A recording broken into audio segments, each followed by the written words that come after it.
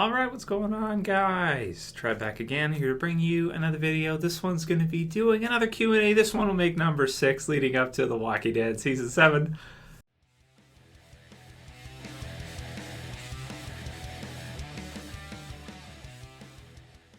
So it's been a couple of days since I've done a Walking Dead Q&A. We've been talking about Fear quite a bit. Did the review Sunday night, and then the predictions, and then the disinterested, video. Want to give my thoughts on that and kind of where everybody seems to lie, and people are pretty torn in that. But definitely still want to do the regular Walking Dead videos as many days of the week as I can, even if it's only 4 or 5 days a week. This type of thing over the course of summer. Still want to do it for sure. Did post the top 10 best episodes updated list for you guys. My top 10 best anyway, the ones that I felt like were the best. So you can go ahead and check that out. That was posted on Sunday, and it's a pretty good video. It's a countdown and everything, so it's cool. And wanted to kind of touch up on that, so we'll kind of add to that pretty soon. I've got some questions here where people... some people thought certain episodes should be on there that I didn't include, and I'll kind of defend my reasoning or why in a minute. So the first part of this Q&A is a few people have asked me over the last couple weeks to give my thoughts on an interview with Norman Reedus on the Today Show, I think it is. Today, yeah, it's on Today. I'll link it in the description. You guys can check it out, and it's about whether or not the crew members actually know who is killed off, or if it's actually kept secret from them. There seem to be some kind of arguments online. Some people said that Chandler Riggs, of course, who plays Carl, said that he didn't know who's killed off, and some other people had alluded that maybe they didn't know too.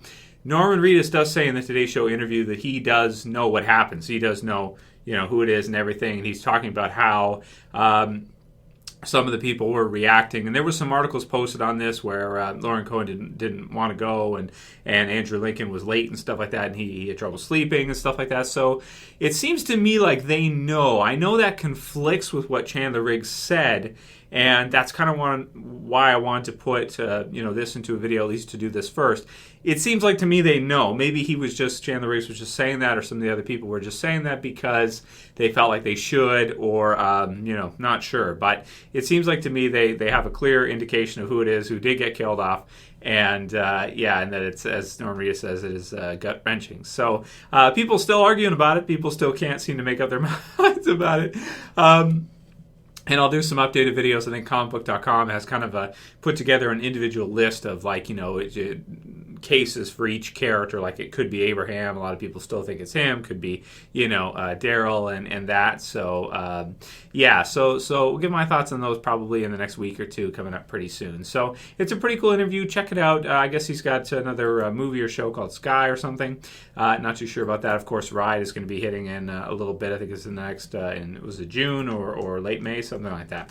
So check that out if you guys haven't seen it yet. And it seems like to me they know who it is. I'm almost positive. I mean, So the next one's from Reuben Woods, and he says, Trev, Q&A, do you think Fear the Walking Dead really deserves a Talking Dead after every episode? I think only finale episodes for Fear the Walking Dead should have a Talking Dead. Also, not sure a season 3 is all that exciting unless it's probably the last season. I pretty much guarantee you, brother, and I know this is more, this is obviously Fear the Walking Dead question, not just Walking Dead, but I decided to include them kind of both because, it makes sense. So with regards to Fear and third season, I gave my thoughts on that.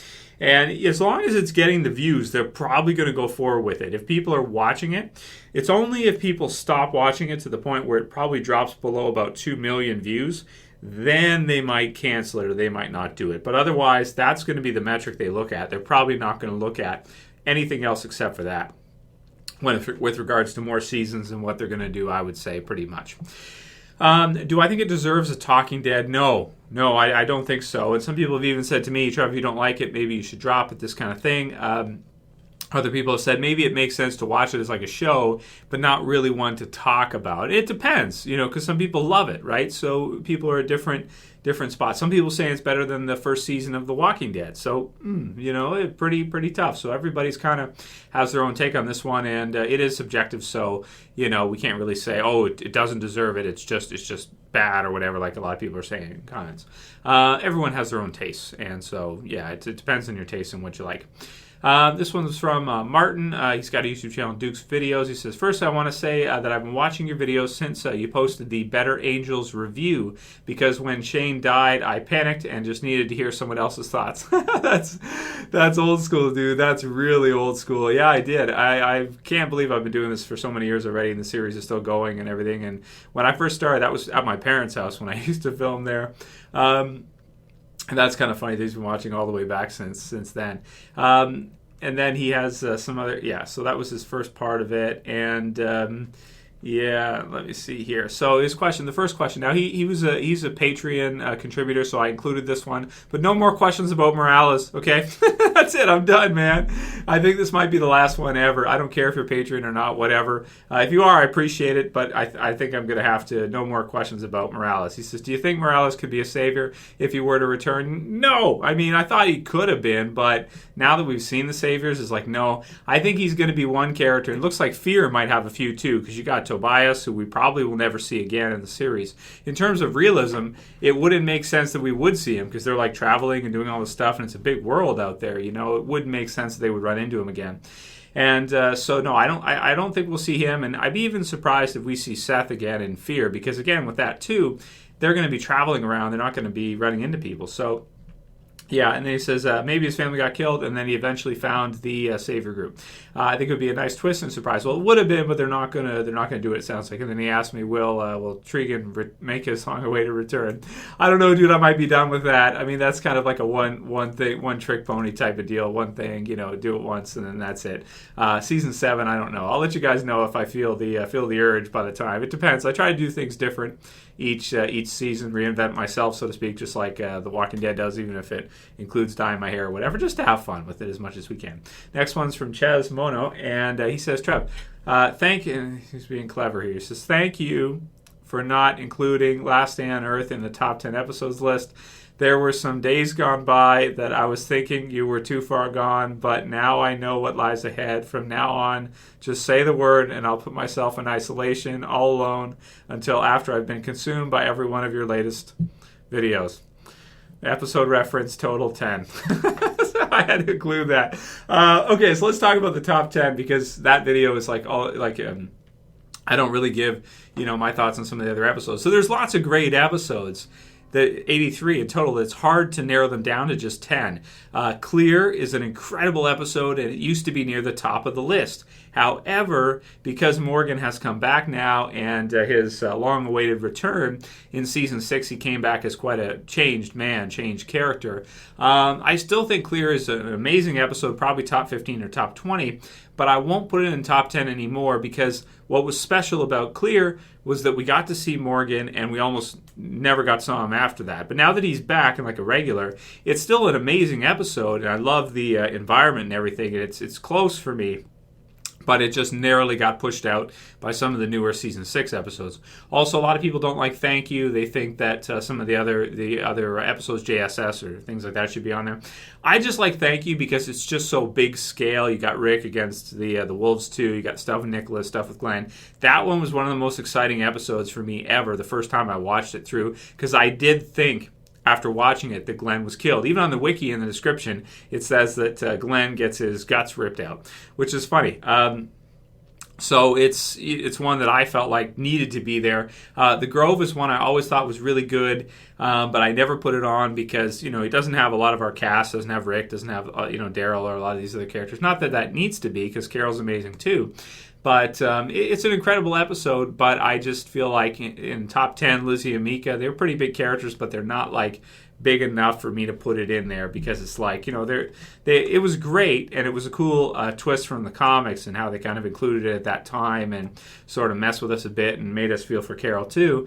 And it's still kind of having ramifications now, I think, on Carol and her not wanting to kill and what's happening with her and just everything.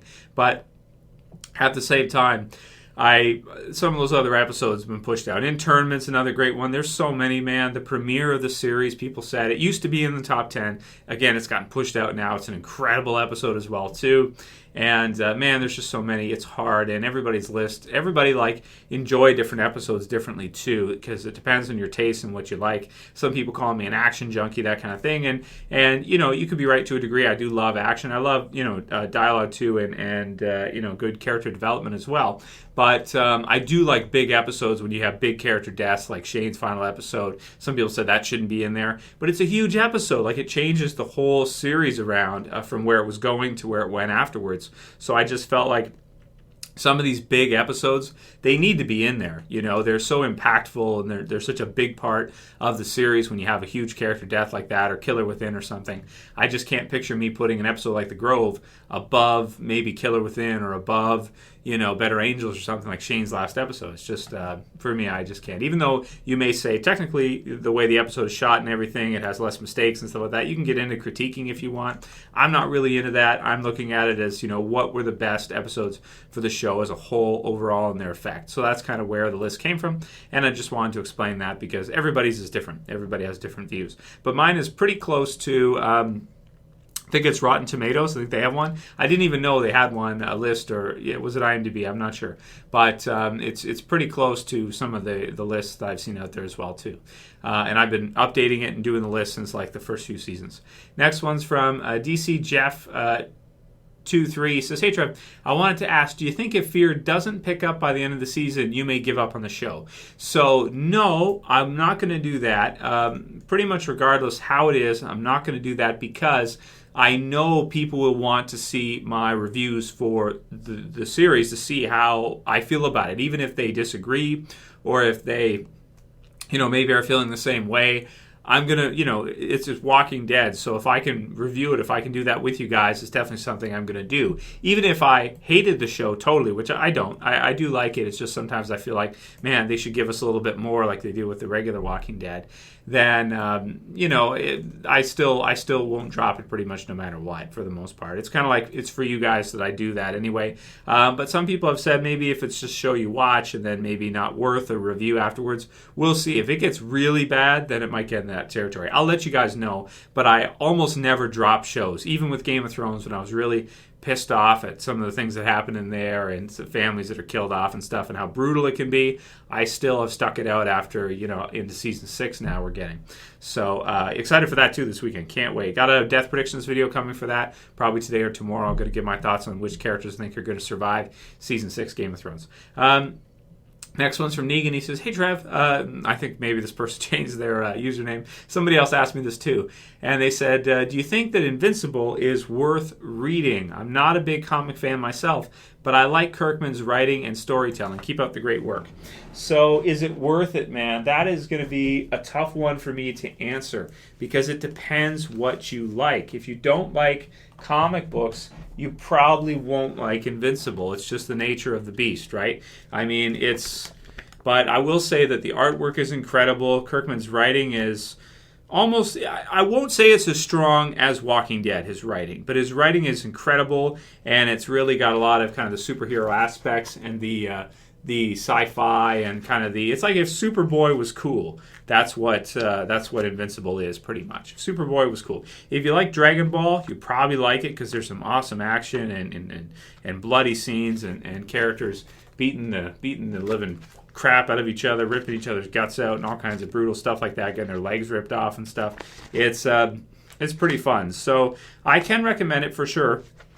But if you're not into comics, then you won't like it. But he does have similar type of characterization as he does in The Walking Dead. Like Kirkman's great at getting you to really care and get invested about the characters, and that happens in Invincible as well as The Walking Dead. So that's something that you can look at too if you're interested. And it is a great series to read through for sure. And I've read almost all the way through now. I'm missing a couple trades which I'm going to get and then read through because I do like it quite a bit. I won't say I like it as much as Walking Dead, but I do like it a lot. It's one of my favorite comic books I've read in the last few years for sure. Let's see what else we got. Right, so last one's from Evan Johnson. He says, "Hey Trev, this is something I've been wondering ever since the mid-season premiere of Season 6. How are the Alexandrians getting their water since Daryl bazookaed the lake they had in the community? Daryl caught it on fire and drew many walkers into it, so it's polluted now. Will they address this in season 7, or am I missing something here? Thanks. It's kind of like Nicholas's son, who's in Walking Dead, who he just like disappears. Like, where did he go? Did someone tell him his dad's dead? Was devoured by a whole bunch of zombies, or like it had his guts ripped out, or what? Like, they're doing a lot of different things, and sometimes, even though it makes sense that maybe that would be a concern, they can always do the barrel thing and maybe fire and then catch the water and sanitize it and everything, so they can do it for drinking. So it depends. Some storylines, it depends also too what's exciting and what's interesting too. If they use the food thing, it could, because of course it serves the plot with regards to the hilltop and getting the saviors into the show. So it all depends, right? It depends. So that'll be it for today's Q&A, guys. Kind of a quick one, so I don't have more questions for you, but you guys got to send me more questions. So yeah, that'll be it for this one. And of course, Game of Thrones review this Sunday. I'll still be reviewing Fear, still be doing everything for Fear. Don't get it wrong. Don't let me confuse you there. That's all the same stuff as usual. And if you guys like today's Q&A, let me know what you think about the cast knowing and everything like that, and kind of the discussion there. If you like this video, please thumb it up below. You could also share and favorite, and if you're new and you want to subscribe, you can subscribe at the bottom left. That's it for this video today. I'll see you guys again real soon, probably tomorrow or the next day, for another Game of Thrones, the Game of Thrones video. It's Trev. I'm saying peace. See you guys.